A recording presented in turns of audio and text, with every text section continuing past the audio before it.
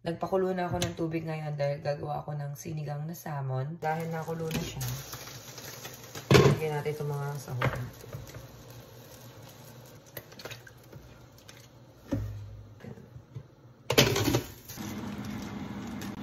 Wala akong sinigang sa isda, so ito na lang sinigang sa bayabas. Itipla ako bago kalagay isda.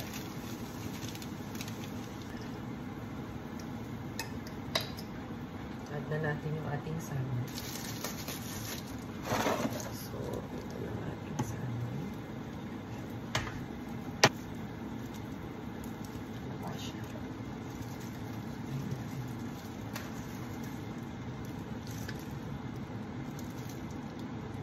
Pasok natin sa bawang. So, nilipat natin sa malaking kawa kasi hindi siya kasya. Kung maglalagay pa tayo ng gulay. Ang lalaki kasi ng salmon. Kasi mag-add pa tayo ng gulay. Kaya kailangan sa malaking kawa. Pakuluan ko lang to saglit at lalagyan na natin yung mga gulay. Dahil madali lang naman maluto yung isda. Na yung ating mga gulay.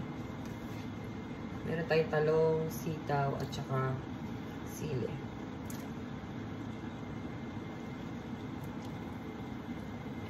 Tapos titikman natin kung pwede.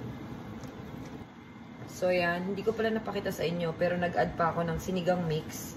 So, in total, naka-anim ako na sinigang mix. So, yan. Titikman ko na to bago ko ilagay yung last na gulay.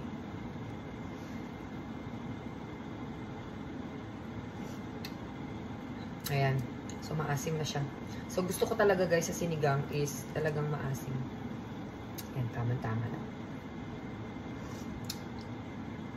Okay, nalagyan na natin yung last gulay.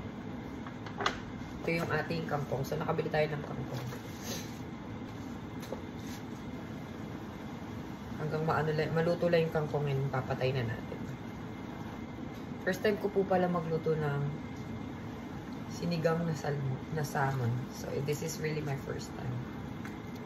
Hindi ko nga po kasi siya favorite. But, trying this out, it's really good.